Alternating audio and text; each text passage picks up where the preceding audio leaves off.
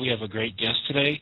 We have a former wrestler who spent time in the World Class Championship Wrestling, NWA Hollywood, and Global Wrestling Federation. We have Cowboy Johnny Mantell on the line. Johnny, how are you doing today? I'm doing great, man. I'm doing great. How are you doing?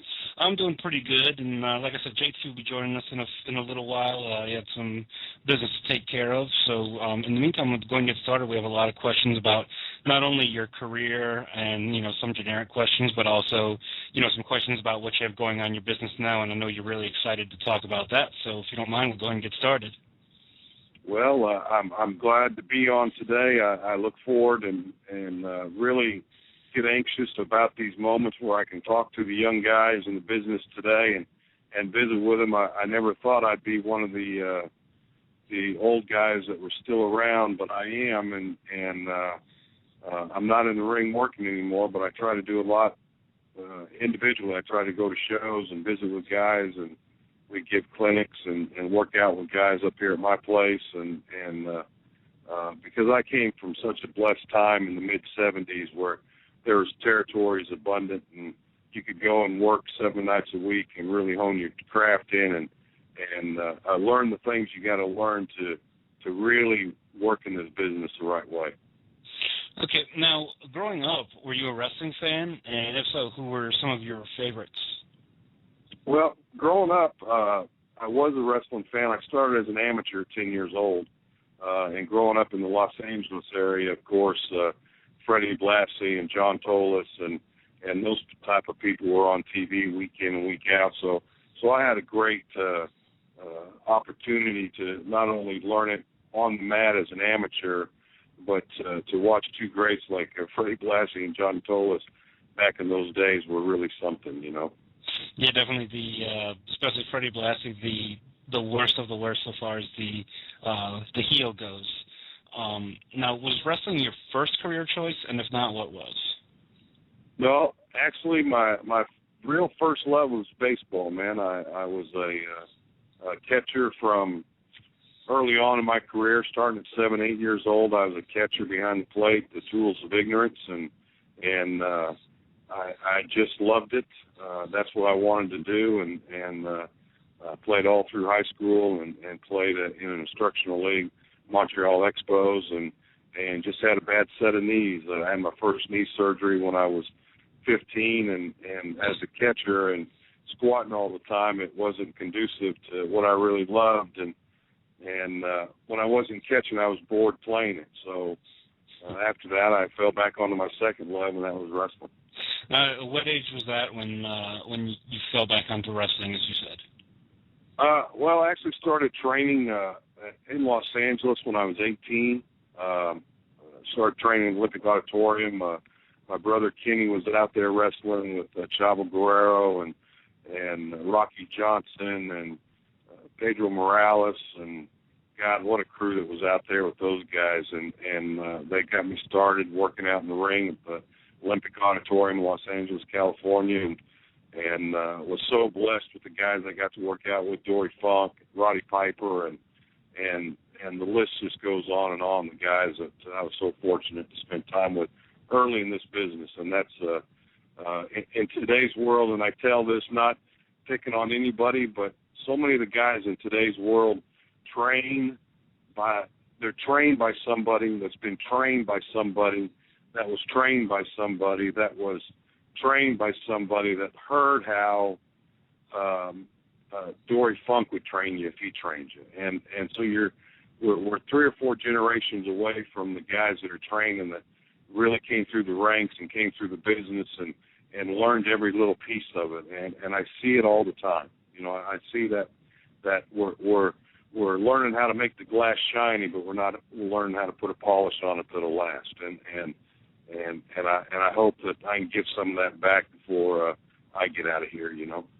Yeah, definitely. Now, you were actually trained by your brother Ken, if I'm not mistaken. During that time, your training was a lot different than it is these days, and you could definitely attest to that as you've done some training yourself. Can you describe your training and how it differs from how you've been training the young guys? Well, Yeah, well, first off, my brother Ken was in L.A. when we started training, and he did get in the ring with me. But to say I was trained by my brother Ken would not really be giving justice to what happened with me. My first 2 weeks in the business, Chavo and Mondo Guerrero spent time with me in the ring. Dory Funk, Pedro Morales. Dory was coming in and wrestling Wednesdays, Thursdays, Friday in L.A. He'd work out with me on Wednesday and Friday at the Olympic. Pedro Morales was in there a lot. He was working out with me in San Bernardino and at the Olympic Auditorium. Peter Maivia came in on Wednesday, Thursday, Fridays, and he spent time with me in the ring. Butcher Vachon. So to say I was trained by one person would not even be fair, because even Red Shoes Dugan, one of the greatest referees of all time in this business, he even got in the ring and worked with me on tying up and leaning on the ropes and different things, because when these guys broke me in and started training me, you learned from the bottom of your feet to the top of your head. You just didn't learn how to do an arm drag with your left arm. And again, I think a lot of that's missing today, and I hate it as a guy that really respects his business and loves it for what it's done and given me throughout my life, man. You know, we have a caller on the line from the 940 area code. So caller from the 940, you're on the air with Johnny Mantell. All right, they hung up. Never mind. Okay, so go ahead and get going. Now, being around your brother during your training, and as you said, you were trained by several different people, but you seemed to be definitely around your brother Ken a lot. Did that make it more difficult, or did you make it feel a little bit more comfortable being with someone you were familiar with? Well, you know, when he wasn't ribbing me, I felt real comfortable. Sometimes he'd rib me pretty good, you know. I threw 3 instances in my career where he really got a good ribbing on me, but you know, traveling with my brother was very comfortable. I got to enjoy that time with him. It was one-on-one time, and I was the youngest of 3 boys, and I was so far behind him that I really didn't grow up with a brother, so it gave me time to spend time on the road with a brother that I really didn't get to spend much time with at home. So, yeah, it was very comfortable traveling with him. Although I made many trips to Japan and the Portland, Oregon territory and the Los Angeles territory, and I was at 5 or 6 different territories that we weren't together in. So, but the time we did spend together was special. Yeah, hopefully we can get JT on before the end of the hour, so you know you can talk to him a little bit about your Portland experience, considering that's where he lives. Now, do you have any memories of your first match? Oh, absolutely, man. Bakersfield, California, Jules Strongbow Auditorium. Wrestled a gentleman from Mexico. They had him under a mask. His name, they called him Mr. Mexico number 3. At that time, a lot of the boys that were training and breaking into the business in Mexico out of there, right south of San Diego, Caliente, and a lot of those little towns, Tijuana, and they were training. They'd come up and work in the Los Angeles territory for Mike LaBelle, and that's who I drew in my first match in Bakersfield, California, opening match. Wrestled under my real name. A high school buddy of mine and my girlfriend at that time all went to my first match, and yeah, I'll never forget it. 1976. Wow, you know, and I think that's one thing most wrestlers have. That first match is one of their most vivid memories, because everyone has that. Bakersfield's a fairly large town, but you know a lot of guys have that tiny town with 20 people there. But you know that's always a good memory for certain guys. Now, you're best known for your time in world-class championship wrestling as a wrestler, I would say. How did it come to be that you started working for world-class? Well, as prices went up in California, land prices went up. We looked at places around the country, and I was starting to wrestle and travel a lot, and it was very easy to fly in and out of DFW Airport and make my connections to go to Japan or wherever it was I was going to wrestle, and land was awful cheap here at that time, and my dad and I came back and bought a pretty good sized piece of property where we could raise our horses and do our thing, and so we made this Montague County, about an hour north of DFW Airport, our home, and it's been that way since 1981, and couldn't imagine being any place else right now unless I was in Hawaii hanging out on the beach, but I can't do that full time. So, but really enjoyed here. Grew up in California in a very fast pace, and this is so relaxed. And again, I wasn't cut short in the ring, but I had to give it up before I really wanted to, and because of a car wreck. And so this slow pace here is pretty good for me. Now, I actually jumped a little bit ahead of myself. While you were in wrestling for the NWA in California, you had a rivalry series of matches with Chavo Guerrero Sr. Do you have any memories of working with him, and do you have any feelings you'd like to share about the Guerrero family in general? Well, they're a very special family to me. The matriarch of the family, Gory Guerrero, took me under his wing when I first started. Really took care of me every time I worked for him and was around him.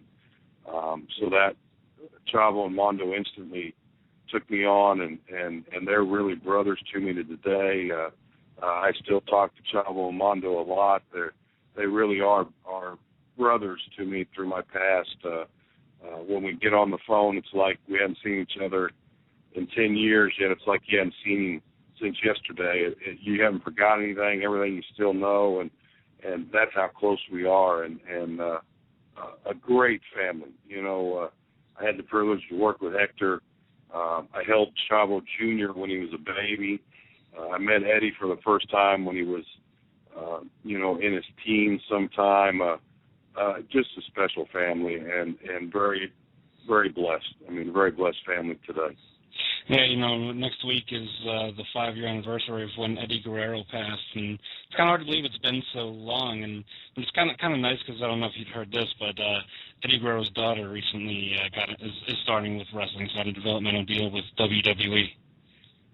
Yeah, again, this family's been so blessed, and it keeps coming back to them, and I think it keeps coming back to them because of the hard work and dedication their father had to Chavo Jr., to Chavo Sr., to each one of the generations.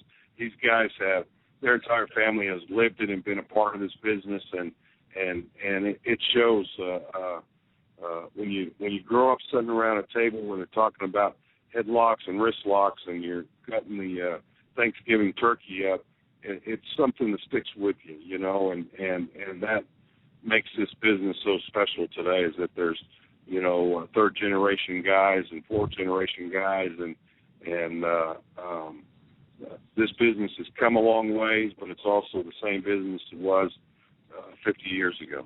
So you have to take advantage of those special guys, and I know Chavo's going to some kind of special deal for Eddie's passing, and I want to tell him good luck. I know he's listening today, and I hope he's making a safe trip to go there and do that. So matches we had out there, Chavo and I had great matches. He was as fine a man in the ring as anybody else. Loved to fly around and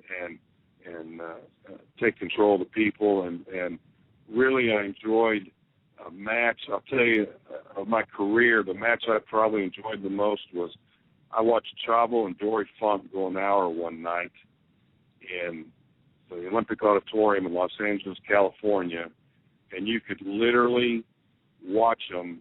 The people would get up, start going out of their seats, going up the aisles, go to the concession stand, and Dory and Chavo would do a little spot in the ring, and they'd all come running back and sit down. And then a little bit later, they'd start easing back up like they're going to go up and go to the restroom and go to the concession stand. And Chavo and Dory would do a little something in the ring, and they'd all come running back and sit down in their seats. And I'll never forget that night, young in my career. I think I'd already wrestled once or twice, had one or two matches. But I'll never forget that match. What command of the entire building that these two had. And I will also say for our fans listening, next week we'll be doing remembrance of Eddie Guerrero. So if anyone out there wants to share, come on and share their memories, they can call in or contact JT Evans or myself, either on Facebook, Twitter, wherever. Now to get back to World Class Championship Wrestling, what were your thoughts on the Von Erich children? A lot of people said they kind of fit the stereotype of the spoiled promoter's kids. Did they come across like that to you? Wow. Well, I'll tell you, I was the closest with David, and David and I hunted together and hung out together. When I'd wrestle, at that time I was a single father, and when I went to the ring, David would hold my daughter and make sure she was okay. That's a tough question. Do I think that some of their privileges cost them some of their life? Very possibly, man. I have to say that sometimes life doesn't mean anything to you. It's easy to give up, But David was a great guy. Kev's a great guy. It was fun to be around Kerry. The younger boys, I wasn't around a lot, but they were very respectful. I wouldn't be telling you the truth if I didn't think some of their privileged part of their life didn't create this legacy that they're living with today, Right. Okay, now, did you ever see any of the documentaries on World Class, such as WWE's Triumph and Tragedy of World Class, or The Heroes of World Class, done by Big Vision Entertainment? And if so, what did you think about them? Did you think they were accurate? Well, I was in the one that the young man did, The Life and Times of Von Erich Family, the 3-hour documentary. I'm in it, and I did live those times. There were some great times in the early 80s, 82, 83, 84, 85. There were some fantastic times of the real world-class days. Now, I know there's a lot of guys out there that talk about world-class in 87 and 89 and 90, and those weren't the same days as it was when from going from Gary Hart to my brother Ken as the bookers in Dallas and Fritz running the territory. Those were some magical years, and there's so many great stories out there. The documentary I was in for Brian Harrison, I thought told a good story. Again, you gotta read through some of those lines to know the truth, and only a few of us really know the truth about those times. But they were wild times. They were good times. We were drawing lots of people. We were doing a lot of good things with wrestling, and man, there's so many great times I could tell you about. Our days at the Denny Texas Stadium for the David Von Erich Memorial, the Christmas show at Reunion Arena when Michael bounced the gate off one of their heads. I mean, there were just some great magical times with a good family and a good family of guys. Jimmy Garvin, Kamala, Killer Khan, Kabuki. Man, again, I was so blessed to be around so many great guys in this business. Okay. A lot of guys from WCCW, they have pretty fond memories of the Supportatorium, despite the fact that it was kind of a rundown building, just the ambiance of the building. What are your memories of the Supportatorium? Wow. The Supportatorium was one of those classic buildings. If you really wanted to be in this business, when I broke in, you needed to be a main event at the Olympic Auditorium in L.A., the Coliseum in San Francisco, the Omni in Atlanta, the Supportatorium in Dallas, the Kiel Auditorium in St. Louis. Those were the buildings you wanted to be somebody in, because those were the big buildings in the business. And even though the Supportatorium was like this rundown shack, it was a special building the way it was built, how it was lower in the middle and it was all amphitheater type seats, and And man, when you walked into that building with the music blaring and it filled up, it was just nothing like it. I mean, the energy in that building was so, even in the summer when it'd be 110 degrees or in the winter when it'd be cold, the energy in that building just lit it up when it was full. Okay, and do you have any memories of Gino Hernandez, and do you agree with the experts who say, had he not fallen off the track, he could have been one of the all-time greats? Oh, no doubt. Gino was another guy that was as good as they came in the ring, a good guy to be around. I didn't like riding with him a lot because he drove so fast, man. He scared me to death with him driving, but no doubt about the fact that he was as good as everybody says he is. He was a super hand in the ring. He loved this business. He was always so funny to watch when he was working with some of the Von Erich boys because you could really see his hands go in front and cover up certain parts of his body. But I wrestled in the tournament they had for his title after he passed away, and matter of fact, I wrestled Kerry in the semifinals of that tournament for Gino's belt, and he was a great worker, man. He was a guy that I had a lot of fun with working with him. Now, speaking of Kerry, you mentioned you just worked with him in that tournament, and it wasn't long after that where Kerry had, really severely gotten injured in a motorcycle accident. Do you feel that he sort of got a little full of himself, or was it more of just he just made a mistake and that was kind of it? You mean with the motorcycle wreck? Right. Oh man, I think again, those were such fast times in those days. We were all living fast, and he was on a motorcycle going no telling how fast, and I guess in a vehicle that was parked on the side of the road, and you got to say about that what it is, and it was definitely a big mistake on his part allowing that to happen for whatever the reason was, and that sure took a chunk out of his career, and I think probably, the long run probably led to his demise, with some of all that trouble that was caused during those days. Yeah, definitely. I remember watching World Class as a child. I didn't live in the Texas area, so I didn't get to see it till the ESPN started coming into play, and just seeing some of these guys that I'd heard about for so long, just being totally amazed by them. Of course, I was in the latter days of World Class, which you kind of gave your thoughts on that earlier. But in the ashes of World Class Championship Wrestling, another promotion rose in its place that you were actually a part of, called Global Wrestling Federation. What were the differences in the management styles in the locker rooms of the two promotions? Well, it had a lot of the same guys in it, but the promotion was different as far as they didn't keep it to a strict wrestling winners and losers type of matches. They changed, and they tried to imitate. I think they tried to do a lot of things that all of a sudden people were seeing on cable, and I think they had a lot tougher time because of that. TV had changed at that time because of cable TV, and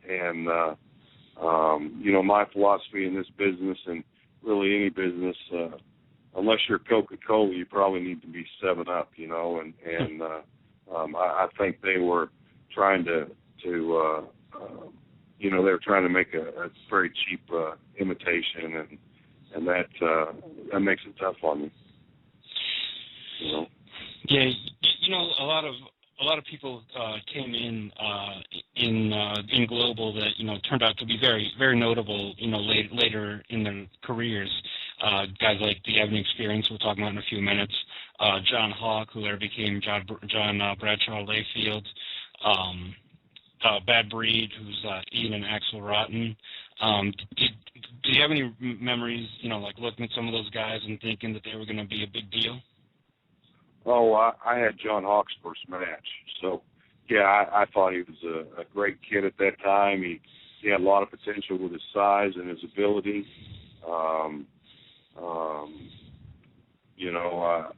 I was around Mark the Undertaker when he first started.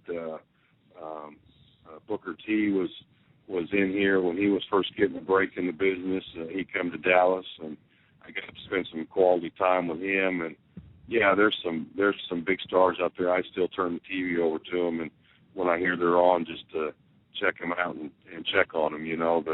That my path crossed, and I'm proud of the fact that my path did cross with them, and I hope I sent them down the road with some little bit of me, other than Jose Lothario, I was the first pro in the ring with Shawn Michaels. I mean, that list goes on and on. The guys up today, and the in-between guys of not today, but maybe the in-between group between me and today's group that I had a part of, so I enjoy that. I enjoy seeing those guys, and that's my memories of my time with them is memories that a lot of the younger guys today have of these guys over the last 15 years, Right. A lot of the fans, are familiar with watching them in, WCW, WWE, or, ECW. But, you remember seeing them young. I, as a fan, remember seeing things like you teaming with Black Bart, defeating the Ebony Experience, who later became Harlem Heat for their tag team titles. Yep, sure did, man, with Skandor Akbar. That was actually leading to my next question. Skandor Akbar actually recently passed away. Did you have any memories of him you'd like to share with our listeners? Oh, man, so many great memories. Ak was a true gentleman. I got to tell you that he loved high school football here in the state of Texas, was a real historian on high school football here in the state of Texas. He himself was a fullback at Vernon High School, just north of Wichita Falls. Really, my best memories of Ak is making long car rides with him and just telling of the little stories, or talking about a match that happened the night before, and he remembered one back, 30 years ago between Hiro Matsuda and Danny Hodge that had that same little problem in it or something, and those are really my fond memories, and again, I think that those are the kind of things that when my complete generation is gone, I think that this business is really going to miss, is because we got those experiences traveling up and down the roads, because we were wrestling 7 days a week, and the guys today just don't get that opportunity, and I hope I can do something to bridge that gap before I go up to a main event up in the sky. I hope that I can bridge that gap to our guys today. I really do. Yeah. I found that interesting because earlier this year when Skandor Akbar passed, we did a tribute show. We had a few people on who basically did a short 10-minute interview with them, so they get some memories on them. We had Bart Sawyer, Doug Masters, Alex Pertot, a couple other guys who escape me right now. And, what really surprised me there was we've done a couple of these this year. We did one for, the anniversary of Owen Hart passing. We did one for Trent Acid. And normally with those guys, we'll get, a lot of the memories will be similar, like talking about that they remember a lot of the same things about him. But with Skandor Akbar, we got a lot of people who said different things, like certain people were talking about his love of high school and college football. Other people were talking about, he was sometimes kind of a jokester on the road, just a real dichotomy of different things about him that, people didn't know, simply because of the character he played, just people who didn't really know him, because he was also very private in his later years. Yeah, and I attended his funeral and got to visit with the family, and really I had met his sister at one point in time, but that's all I'd really ever met from Ak's family, and visiting with them, they were so gracious to let us come in and be part of the family that day and give our respects to Ak, and I told them. I remember a nephew that spoke at the service he came up to me afterwards and asked me the best memory I could give him, and I said, the best memory or the best story I can give you about Hawke is any of these guys in this room would tell you if you had to make an 8-hour car ride or a 10-hour plane flight, or you had to sit in the dressing room for 6 hours, who in this room would you pick? Every one of them would have picked Hawke, because he was the one that had the stories, and I sort of feel that way today as I go around to these little shows. I'm the one full of stories, but if it's been passed down to me, then I'll be gracious enough to try to keep that legacy going, because, again, that's what this business is really surrounded around. It's surrounded around the guys and they're getting along and being all a part of something big. And I'll tell you a funny story. The difference in my day, when you walked into a dressing room, everybody was playing cribbage, or they were playing cards, or they were sitting around 2 or 3 different guys telling 2 or 3 different stories. And I was in a dressing room here a week ago, and I walked into the room, and everyone in the room had some kind of fancy phone that they were all staring at, punching numbers or letters or something into in this room. None of them were talking amongst themselves. They were all talking on screens. So that tells you a little bit of the difference in today. And I'm not picking on those screens, but in this business, it takes so much to learn how to do it right that I think whenever you're around it, you should be talking about it and promoting it. And I think that's what the guys did 30 and 40 years ago, was that they promoted it all the time. It was a business that was promoted all the time, not just when you walk through the curtain. So it sounds like you feel that the death of kayfabe in the wrestling business has been detrimental. Well, I do. I think it's, I think it was merely done to save tax revenue that a company didn't want to pay, and since then it's been flown out the window, and I think when you promote this, as any promoter would do for any kind of business, the more you promote it, and the more honest you are with your promotion about it, I think the better off you do. I mean, if you're selling some kind of energy drinks, you would want to promote it and promote it all the time. You wouldn't just promote it at 2 o'clock in the afternoon when somebody needs an energy drink. You'd promote it at 7 o'clock in the morning or 9 o'clock at night or whatever. You'd promote it all the time. And I think the wrestling business today, we think we can promote it just when we walk out the curtain, and it takes a full-time promotion to make it run all the time. Right, like I work on this radio show, and I have a normal job. I work in an office, so but I mean, I have a T-shirt with our logo made that I wear when I go to like an event or somewhere I know there's gonna be a lot of people. I had a mouse pad made. I put that on my desk, made a screensaver. That way, just anyone who walks by can be like, hey, what's that? Just absolutely, man, absolutely. I mean, I just think that a little bit of that has been lost, because now we have girls with big knockers and explosions of fireworks, and so we're entertaining more without wrestling than we were in the past, and I think you lose a lot of that nuance of this business when you change your parameters there. Yeah, definitely. Now, you talked a little bit earlier about some of the guys that you had the chance to work with, and especially in Global, the John Layfields, the Booker T's, the Mark Calloway, Shawn Michaels. Who's someone that you looked at or worked in the ring with, and you just said to yourself, this guy's got it, he's going to be a major, major star? Well, probably I had one of the first matches that Jake the Snake had, and he just had a magic about him. Terry Gordy. I worked with Terry Gordy when he first started in Mississippi, and you knew he was a special kind of guy.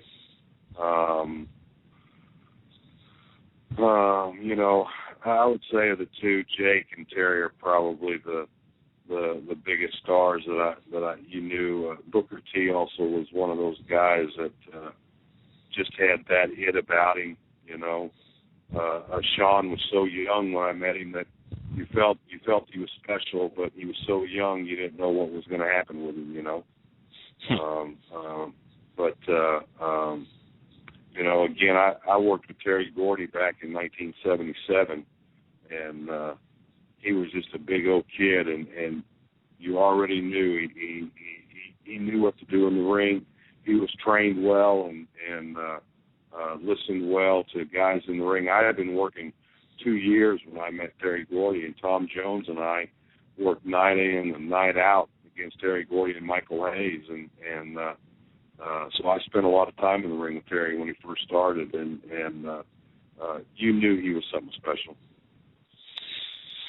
Now, alternatively, is there someone that you were in the ring with that you thought was really going to make a splash in the wrestling business and really didn't? Well, I'll tell you, probably Jake's brother Sam Houston was probably another guy that was he was born into this business. He was born into wrestling, and so that's all he knew his entire life. And he was a super, super hand in the ring, but he just couldn't keep his personal things out of his life, and it just kept rearing up and getting him into trouble. And unfortunately, that's not just the wrestling business. That's true around the world. We have that problem all over, but he was probably one.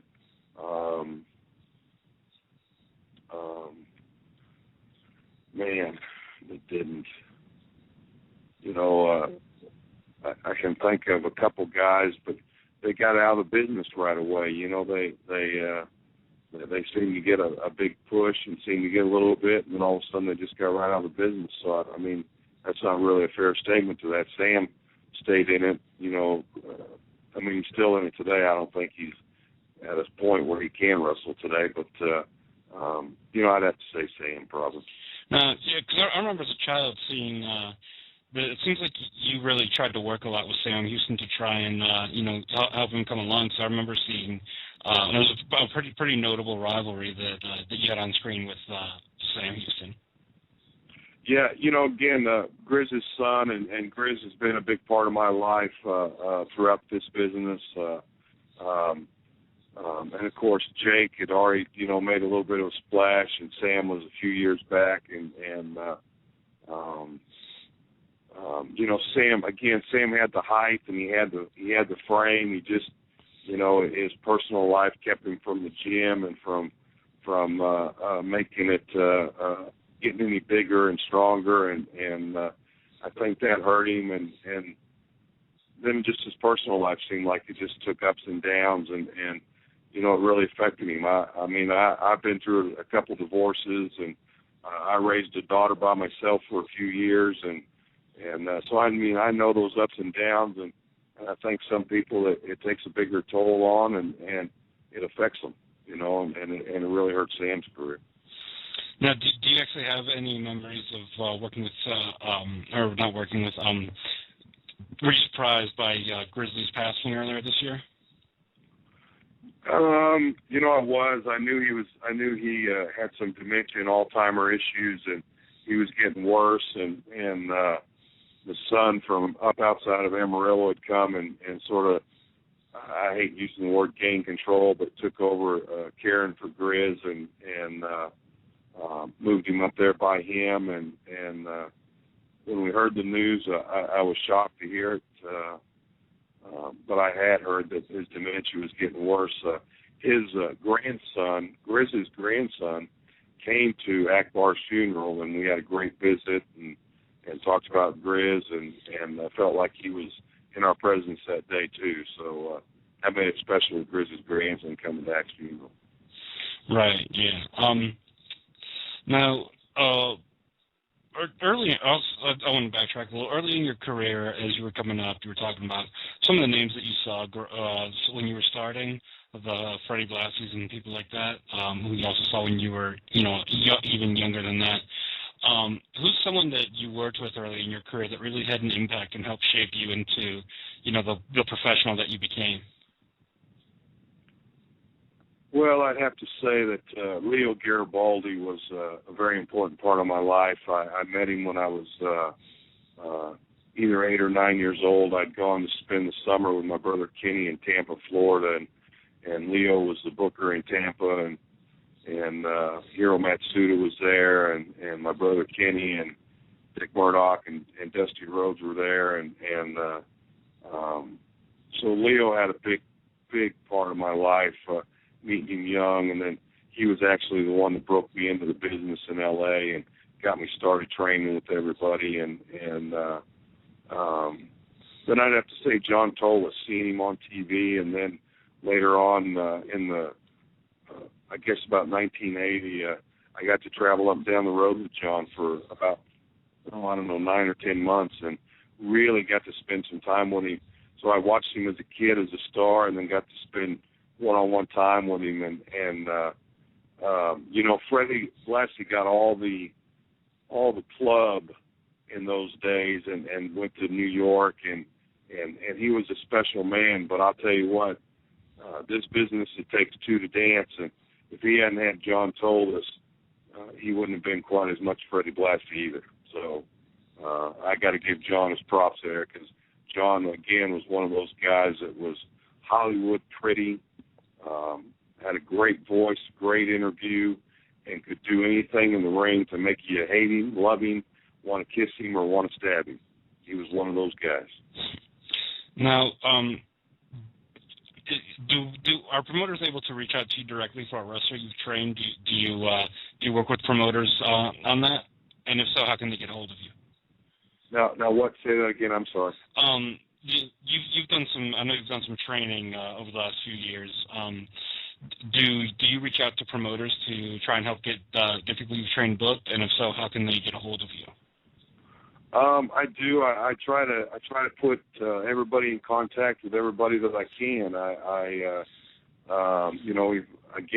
We've had some clinics here on the last few weekends here at my place. I think Kay said earlier there's going to be 4 or 5 guys here tomorrow that we're going to spend some time with. And then I try to talk to other promoters as I go to watch shows to tell them, I've seen this kid work, and this kid looks good. And so, I try to pass around everybody's name and number that I can, because in today's business, that's what you have to do. Everybody's got to know about everybody, and you got to get the word out. And all I'm trying to do, and again, I'm not trying to fix the world or fix major problems. I'm just trying to spend time with guys that want to really learn this business and understand the nuance of it that is lost in a lot of the training today. And whether that's reversing a top wrist lock to a top wrist lock, or moving your feet in a test of strength, it all goes in the same thing.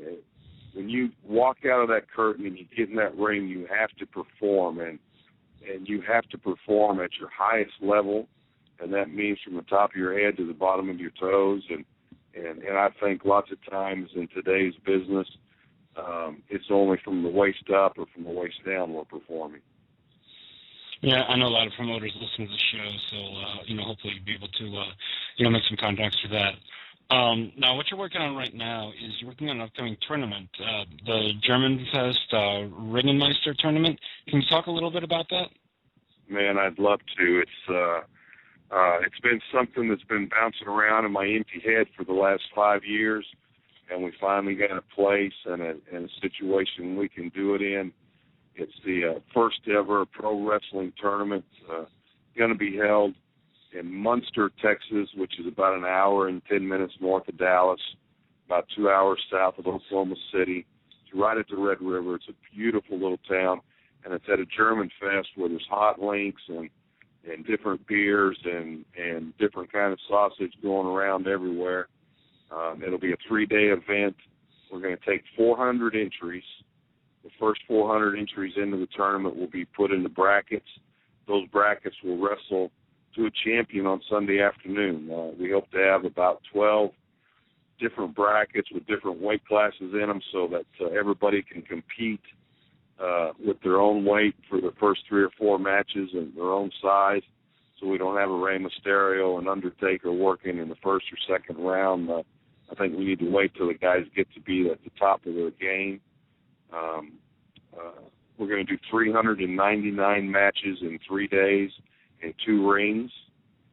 and it's been labeled down here as the Woodstock of professional wrestling, and so it should as we look to in April of 2011 putting 400 guys through the gauntlet in a tournament style setting right here in Munster, Texas, with 20 plus judges and 100 plus staff we're going to have here, professional promoters and independent promoters and wrestlers that are retired and different guys that are going to help out.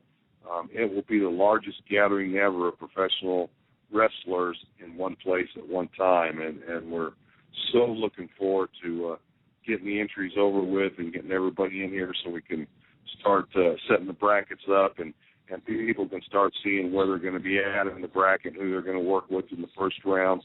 And again, this is a professional wrestling tournament, and every match will have a winner and loser.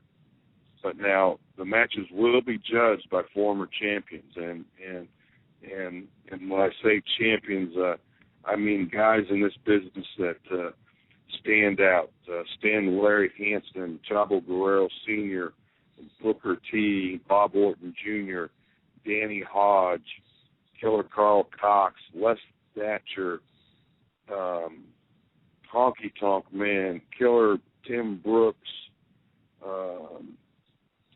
Wild Bill Irwin, Ray Apollo, Doink the Clown, and we've got about 4 more we're waiting to get confirmed before we make their names known to the world. But all matches will be judged by a panel of judges, and the winner on the judges sheet will move forward in the tournament. So I say this candidly, I don't think this will happen, but it could. You could never get your hand raised in the middle of the ring in your match, but the judges could move you forward where you could win this tournament and never get your hand raised, because the judges are going to judge on a 10-point criteria, high spots, your ring generalship, ring appearance, those kind of things. You're going to get judged on those things, and those things are going to move you forward in the tournament. And this is the first time this has ever been done. When we take the group picture on Friday morning before the tournament starts, any one of those 400 competitors can win this tournament. It's not predetermined before you get here. You're going to win it on your own merits. We're having a one of its kind custom-made belt made for the champion that he will receive on Sunday afternoon. We right now have an all-expense-paid trip for the champion to take to the Pro Wrestling Hall of Fame in Amsterdam, New York, and he will be introduced at the induction ceremony, and he'll meet all the 2011 inductees. We're also working on some other side awards, just little ones off the top of my head. For the Tannis guy in the tournament's going to get a cash award. For the oldest guy that makes it the furthest in the tournament, he's going to get a cash award. The guy that comes in from the farthest is going to get a cash award. And we're getting entries in from Germany, Australia, Japan, and Europe right now. So it's becoming a worldwide event.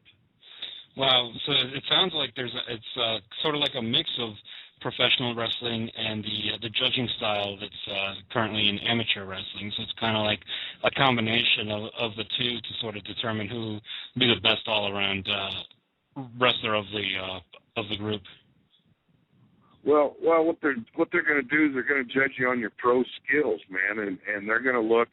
The judging staff, as I talk to them and we visit on the phone, we feel like we are going to come up with the best worker in the business at the end of the third day, and I think that's what we're looking for. You know, it's easy to put a guy in the ring that looks like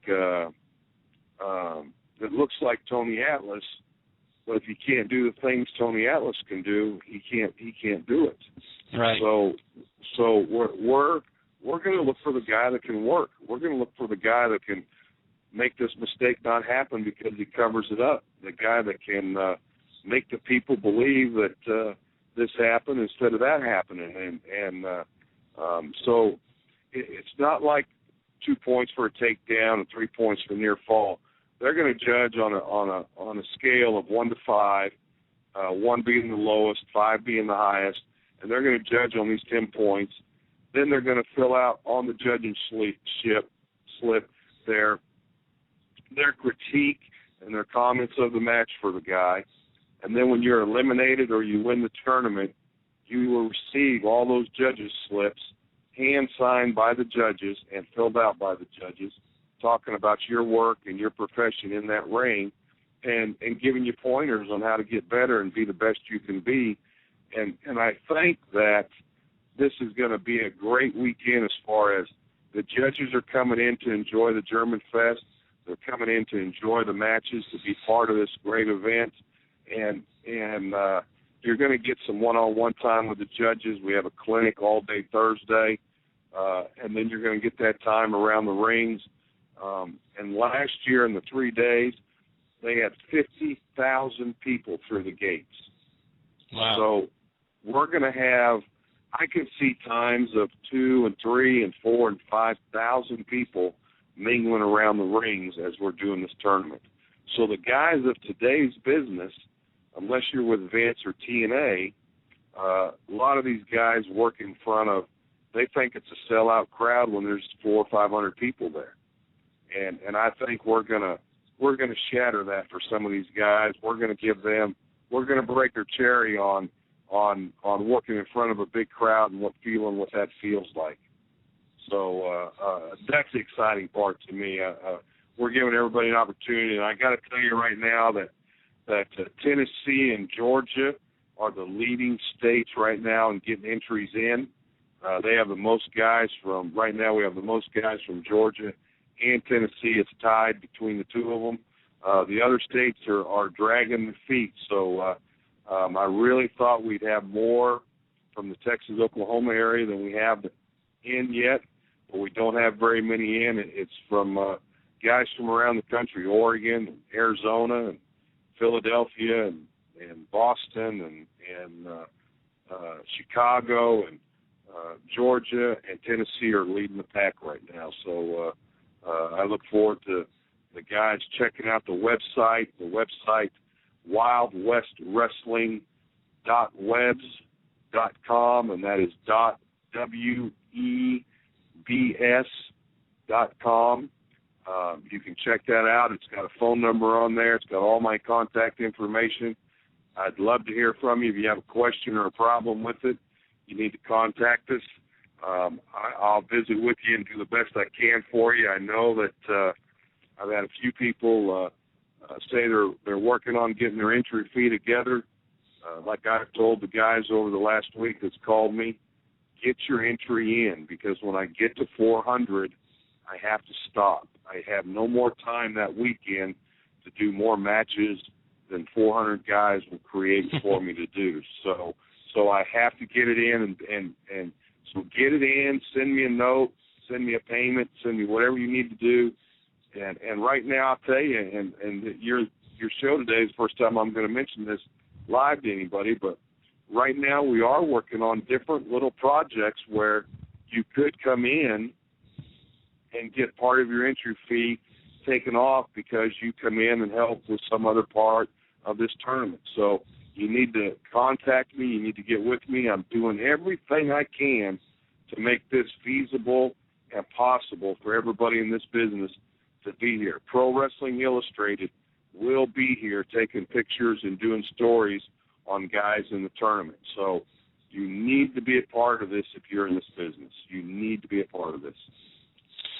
Right. Now, it sounds like there's it's a really good experience all around. You know, you might have a wrestler who doesn't go very far in the tournament, but really learned a lot just by working with some of these guys who, you might have the next huge star, and they learn a lot just by working with them. For fans, you're talking about all the activities in the area, so it really sounds like it's a really great opportunity there. I only wish I lived a little bit closer so I could show up there. But it definitely feels like something that a lot of these guys, a lot of the fans probably will be seeing down the road.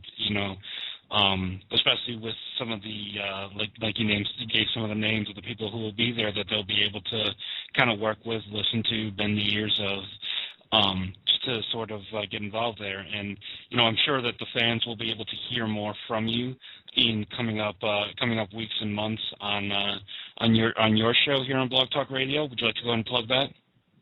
Oh yeah, Wednesday nights, 9 o'clock Eastern. We do a radio show here where we talk about wrestling the way it is, the way it was, the way it ought to be, and 9 o'clock Central. I'm sorry. The last week with Les Thatcher and I, we've had the time frames all messed up, so I apologize. 9 o'clock Central, 10 o'clock Eastern. We do a show here that's strictly about the business and a little bit of horse racing, man, and it's a Blog Talk Radio / Cowboy Johnny Mantell, and you can tune in on the internet, or you can get the phone number off the website and call in and listen on your cell phone. We love to talk to people about the tournament. This next week we have 3 or 4 of the first entries into the tournament going to be on live with us to talk about their reasoning for coming, and there's a lot of great stories out there. And again, to any of your listeners, man, that want to be a part, and I know you said you're a little bit too far away, but, if you enjoy this business, this is the place you ought to be for that weekend. Kay has set up a chat room on the website.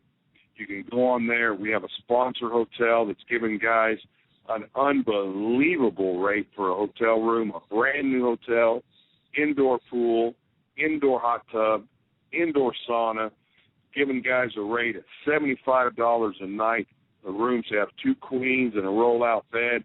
And I'm just going to tell you, in my day, 4 or 5 or 6 of us would have split that room, and it would have been about $10 a day for all of us. So I'm not telling you guys to do that, but I know the guy that rented us a hotel doesn't care if you do. So do what you can to be here, because what's going to happen if you don't come, in May you're going to say, man, I wish I would have been in Munster, Texas for the first ever Ringenmeister Chef tournament and seen the champion crowned on Sunday afternoon, because that's going to be the talk of this business. And that guy that walks away from that belt will have a belt that will mean more here in the United States than any other belt out there, because he had to work to get that belt. He didn't get it because he was related to somebody or paid more money or kissed somebody's niece or nephew. He's going to get it because he earned it. So this is a place you want to be come April 2011. Now, just a couple more questions on that. First of all, what are the dates of that tournament? The clinic is on April 28th, a Thursday. The tournament will start at 10 a.m. on April 29th. April 30th will be Saturday, and May 1st will be Sunday. And again, I've got a great sponsor hotel that has given the guys just a completely awesome rate. If you have a travel trailer or a camper or some type of facility like that, I have 115 acres, about 20 minutes from the venue site. You can park your whatever you have on there and spend the weekend. That's fine. The hotel's available. There's lots of ways we can get you here and take care of you. I know there's guys in the local area that are going to rent rooms or bedrooms. There's a way to get you here and make you part of this tournament. And if you're in this business, you're missing out if you don't come take advantage of the judges and everybody that's going to be involved. This weekend will be like a job interview and a continuing education all rolled up into one. And we want to give something back. The judging staff, they want to give something back. They want to give something back to this business that it's been needing for a long time. That sort of boost in the arm with some confidence from the pros, from the old pros, some confidence and some education that has been lost, man. And we thank you for the time and opportunity to tell you and your fans about it. Now, are there any well-known independent workers who are confirmed to work this tournament? Right now, Michael Faith is confirmed. Buddy Roberts Jr. is confirmed out of Chicago. Scott Summers here in Texas. And I don't have my list in front of me, and I apologize to you guys from out of state that I don't know. I apologize for not having my list right here in front of me. Let me think. The old promoter in Louisiana, Leroy McGurk's grandson, Tom Jones' son, and again, I apologize. I'm just naming some of the guys right here around me, but that's because I hear of them more than I know these guys from out of state. I know Jim Anderson out of Portland has a group of guys coming. Andy from Georgia has a group coming. Doomsday out of Tennessee's coming. Again, my mind's sort of blank because I don't have it right here in front of me, but we're getting more and more in daily, and I'm looking forward to getting everybody's in here and getting these brackets done so guys can see where they're at and who they're going to have to work with if they can make it through this thing. And fans who are interested in hearing who's going to be announced will obviously be talked about on your show, which you recently talked about. Yes. One last question about some of the guys involved, if you can remember. Our show's represented primarily, so far as JT and myself, out of Oregon and Virginia. Are there any workers from those two states that you can think of that are confirmed for the tournament? I know that Jim Anderson has a group that's in from Portland, Oregon, but to tell you their names, I really, again, I'm not sitting right in front of that folder. So Robert Keller out of South Carolina, man, just a few of the names that are coming to me aren't out of Virginia or Portland, but I'm going to tell you that anybody in Portland and Virginia needs to be getting their applications in and being here because, again, this will go down, man, in wrestling, I believe, as one of the big events that people said they were at, and it's really going to mean something. And I know WWE and TNA are going to be here looking at guys, and I know it's going to be viewed from around the world, Japan, Australia. It's going to be an important place for you to be if this is a business you want to be in. I'll make it a point, at least some of the people I know in the area that are independent workers, let them know about this tournament and let them know about all the benefits there. Now, do you have any final messages for your fans over the years? From final messages, no, man. Just tell you that I'm not bad for an old beat-up guy. I try to do everything I can daily. I've got a great family life. I got a great home, and I enjoy being here at our farm. And the farm here in Mantell County is always welcome to any of my fans out there in the world. They know that. I think throughout my career, I portrayed myself as myself. I didn't make anybody think I was bigger and badder than I was. I was just merely myself, and I always gave 100%, and I think that's why people still respect me today, is they know I'm going to give 100% and tell the truth, and that's what I'm trying to do today. Is this business has been good to me, and I want to give something back. And for all you young guys in there, come spend a weekend with us because we put you here. We want to show you. We want to teach you. We want to make you the best you can be. And for all the fans out there, come and watch what is going to be the purest form of professional wrestling ever presented over a 3-day period, and that'll be at the Ring and Meisterschaft tournament in Munster, Texas. And thanks so much, man, for your time. No problem, and thank you for coming on. We'll definitely be hearing you on your own show here on Blog Talk Radio. Have a good day, Johnny. Thank you.